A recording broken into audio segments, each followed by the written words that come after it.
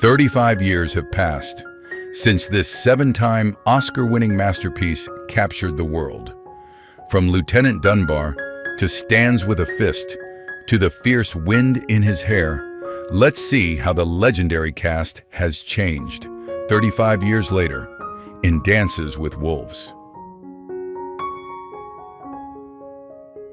Tantoo Cardinal, born July 20th, 1950, played the dignified matriarch Black Shawl at 40. As the wise and compassionate wife of Kicking Bird, she was the first to show kindness to Stands with a Fist, acting as a gentle guide and maternal anchor.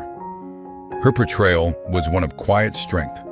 Currently, at 75, the revered Indigenous actress is still actively working, a celebrated icon. She remains the definitive, warm, and wise heart of the Dances with Wolves camp. Charles Rocket, born August 28, 1949, played the ill-fated Lieutenant Elgin at 41. He was the pragmatic, map-making officer at Fort Hays, who, in a moment of bureaucratic carelessness, granted Dunbar's request to go to the frontier, sending him to the deserted Fort Sedgwick. His brief role was the crucial catalyst. He passed away on October 7, 2005, at 56. His portrayal of the indifferent officer who unknowingly sent a man to his destiny lives on, forever remaining the unwitting architect of the Dances with Wolves legend. Mary McDonnell, born April 28, 1952, gave her star-making performance as Stands with a Fist at 38. She earned an Oscar nomination for her deeply moving portrayal of the white woman raised by the Lakota, a soul trapped between two worlds. Her journey from grieving widow to finding her voice in love with Dunbar was the film's emotional core. Currently, at 73, the acclaimed actress is still actively working. She remains the powerful, resilient, and definitive heart of Dances with Wolves. Dave Bald Eagle, born April 8, 1919, played the wise elder Kicking Bird's father at 71. As a real-life Lakota chief and respected elder, his presence lent profound authenticity to the film. He portrayed the senior council member, a man of quiet, unshakable dignity.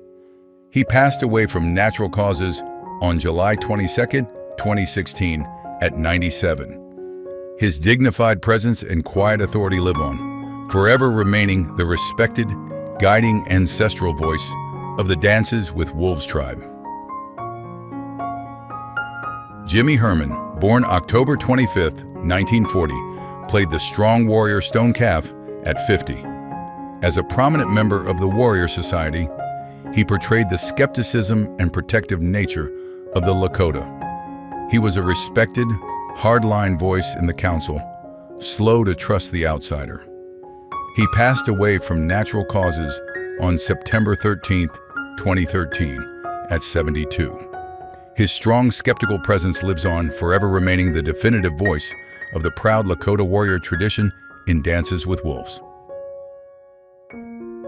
Graham Greene, born June 22, 1952, gave his Oscar-nominated performance as the holy man Kicking Bird at 38. He was the film's true diplomatic and spiritual center. His portrayal was one of profound wisdom, gentle humor, and cautious curiosity as he struggled to understand Dunbar. Currently, at 73, the celebrated First Nations actor is still actively working. He remains the definitive, wise, and soulful guide of Dances with Wolves. Michael Spears, born December 28, 1977, played the young Lakota boy Otter at 12. His performance, alongside the other young actors, provided the film with its sense of innocence and curiosity. He was one of the first to interact with Dunbar, representing the new generation fascinated by the strange soldier, and memorably tried to steal Cisco. Currently at 47, the actor and musician is still active. He remains a memorable face of the curious youth in Dances with Wolves. Robert Pastorelli, born June 21, 1954, played the foul-mouthed mule skinner Timmons at 36. He was Dunbar's crude, vulgar, and selfish guide to the frontier, representing the worst aspects of the encroaching white world. His boorish comedy made his sudden, brutal death at the hands of the Pawnee a shocking moment. He passed away from an accidental overdose on March 8, 2004, at 49. His crude, loudmouth portrayal lives on, forever remaining the definitive white trash guide who met a violent end on the prairie. Wes Studi, born December 17, 1947, played the terrifying, unnamed, toughest Pawnee at 42. He was the film's primary antagonist, a performance of pure, silent menace. With his iconic look and brutal actions, he portrayed the fierce warrior leader whose ruthless attacks represented the constant, deadly danger. Currently, at 77, the celebrated Cherokee actor is an honorary Oscar recipient and remains one of the most iconic indigenous actors still actively working. He remains the definitive, fearsome, and unforgettable antagonist of Dances with Wolves. Nathan Lee, chasing his horse, born April 28, 1976, made his debut as the spirited youth Smiles a Lot at 14. He portrayed the boisterous young Lakota boy, famous for his defiant attitude and for successfully stealing Dunbar's hat, an act of youthful bravery. His journey from antagonistic youth to respectful friend symbolized the tribe's acceptance. Currently, at 49, he is an actor and respected advocate. He remains the definitive, high-spirited young warrior of Dances with Wolves, the boy who smiles a lot. Doris Leader-Charge, born May 4, 1930, played the elder matriarch Pretty Shield at 60. As the wife of 10 Bears, she was the tribe's dignified senior woman. Crucially, she was also the film's Lakota language translator and dialogue coach, responsible for the film's deep authenticity. Her fierce, wailing defense of Stands with a Fist's grief was one of the film's most powerful moments. She passed away from natural causes on February 19, 2001, at 70. Her powerful, authentic presence lives on, forever remaining the revered matriarch and the true voice of the Lakota. Kevin Costner, born January 18, 1955, starred as the iconic Lieutenant John J. Dunbar at 35. As the film's star, director, and producer, he created an epic masterpiece, winning Oscars for Best Picture and Director.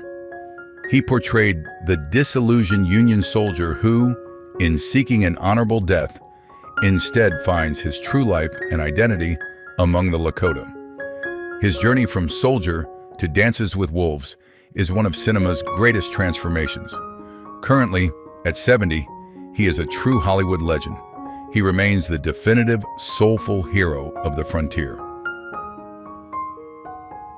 Tom Everett, born October 21, 1948, played the cynical Sergeant Pepper at 42. He was the gruff, skeptical NCO at Fort Hays, who, alongside Lieutenant Elgin, processed Dunbar's transfer to the frontier. His portrayal captured the weary pessimism of the Army, famously assigning the crude Timmons as Dunbar's guide. Currently at 77, the veteran character actor is still actively working. He remains the definitive face of the military bureaucracy that sent Dunbar into the unknown. Rodney A. Grant, born March 9, 1959, gave his electrifying star-making performance as Wind in His Hair at 31. He was the fierce, proud, and volatile Lakota warrior, initially suspicious and hostile toward Dunbar. His famous, challenging introduction, "I am wind in his hair," established the warrior's defiant spirit. His evolution from skeptic to Dunbar's loyal, shouting friend provided the film's most powerful character arc. Currently at 66, the acclaimed actor is still active. He remains the definitive, fiery, and unbreakable warrior spirit of Dances with Wolves. Kirk Baltz, born September 14, 1959, played the thuggish soldier Edwards at 31. He was one of the brutal, racist soldiers who captures Dunbar as a turncoat at the abandoned fort near the film's end. His portrayal was one of dim-witted cruelty, representing the savage nature of the civilized world Dunbar had fled, famously beating the bound lieutenant. Currently at 66, the veteran character actor is still actively working. He remains a memorable face of the brutal ignorance that ended Dunbar's idyllic life. Floyd Red Crow Westerman, born August 17, 1936, played the paramount chief Ten Bears at 54. As a respected elder and musician, he brought immense authentic dignity to the role. He was the tribe's ultimate leader, wise, diplomatic, and the keeper of their history. His portrayal was the definition of quiet, unshakable authority. After a long battle with leukemia, he passed away on December 13, 2007, at 71. His profound wisdom and the voice of a man who is a chief live on, forever guiding the Lakota tribe. Larry Joshua, born February 12, 1952, played the cruel Sergeant Bauer at 38. He was the lead callous soldier who captures Dunbar at the film's climax. His character epitomized the Army's brutal encroachment, famously and needlessly shooting the Wolf Two Socks in an act of petty, symbolic cruelty, effectively destroying Dunbar's connection to the wild. Currently, at 73, the veteran character actor is still actively working. He remains the definitive face of the cruel, invading force in Dances with Wolves. Maury Chaykin, born July 27, 1949, played the unhinged Major Fambro at 41. His brief, brilliant performance was the film's first signal of madness and decay. He portrayed the suicidal, delusional Major who, in a fit of dementia, grants Dunbar's request, calling it a posting to the edge of the world. He passed away on his 61st birthday, July 27, 2010. His manic, tragic portrayal of a mind lost to the frontier lives on, forever remaining the unhinged gatekeeper of Dances with Wolves. Steve Rivas, born August 14, 1962, played a prominent Sioux warrior at 28. As a member of the Blackfeet tribe, he brought an authentic, powerful presence to the screen. He was one of the key warriors, often seen alongside Wind in His Hair, representing the strength and fierce pride of the Lakota men. He passed away on December 7, 2017, at 55. His strong, silent, and authentic warrior spirit lives on, forever remaining a proud face of the Lakota Nation. Annie Costner, born April 15, 1984, played the child version of Stands with a Fist, Christine, at 6. As the director's real-life daughter, her role was brief but emotionally vital. She portrayed the terrified young settler girl, the sole survivor of the Pawnee Massacre who is discovered and adopted by Kicking Bird, providing the crucial backstory. Currently, at 41, she is no longer acting. She remains the innocent, pivotal, and tragic starting point of the Stands with a Fist story. Yawan Satuab. Jim Wilson, born September 8, 1954, played the uncredited doctor at 36. As the film's Oscar-winning producer, his cameo was pivotal. He was the exhausted field surgeon in the opening scene who, upon seeing Dunbar's mangled foot, declared his intention to amputate it, the very act that spurred Dunbar's desperate, suicidal charge into destiny. Currently at 71, the acclaimed producer is still active. He remains the definitive, unseen force who pushed Lieutenant Dunbar toward his true path.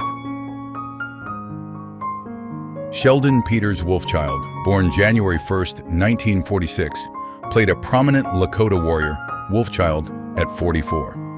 As a respected indigenous artist and performer, his presence was essential to the film's authenticity. He was a key member of the council and a warrior, representing the core traditions and values of the tribe, often seen observing the evolving situation with Dunbar. Currently, at 79, he is a respected elder and artist. He remains an authentic, foundational member of the Lakota community depicted in Dances with Wolves. Michael Horton, born September 5th, 1952, played the anxious Captain Cargill at 38. He was the aide-de-camp in the opening battle scene, the officer who desperately tried to stop Lieutenant Dunbar's seemingly suicidal ride. His portrayal was one of panicked urgency, the voice of sanity trying to intervene. Currently, at 73, the veteran television actor and director is still working. He remains the definitive face of the bewildered Union command that witnessed Dunbar's first miracle. Norman Howell, born May 11, 1963, played a key Sioux warrior at 27. As a respected veteran stuntman and coordinator, he brought incredible physical authenticity to the film's many action and hunting sequences. He was a core member of the Warrior Society, representing the dynamic and fierce capability of the Lakota fighters. Currently, at 62, he is one of Hollywood's most successful stunt coordinators. He remains an essential, authentic face of the Lakota's proud warrior class in Dances with Wolves. Donald Houghton, born February 18, 1933, played the weary General Tide at 57. He was the commanding officer in the opening scene, a leader exhausted by the brutality of the Civil War.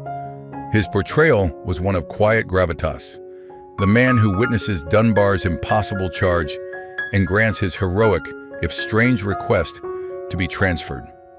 He passed away on April 14, 1999, at 69. His weary, respectful salute to Dunbar lives on, forever remaining the general who authorized the fateful journey in Dances with Wolves. Tony Pierce played the despicable soldier Spivey at 31. He was the cruelest and most vulgar of the soldiers who captured Dunbar, acting as the lead tormentor. His portrayal was one of pure, hateful ignorance, famously desecrating Dunbar's journal and striking the bound officer before meeting his violent end during the rescue.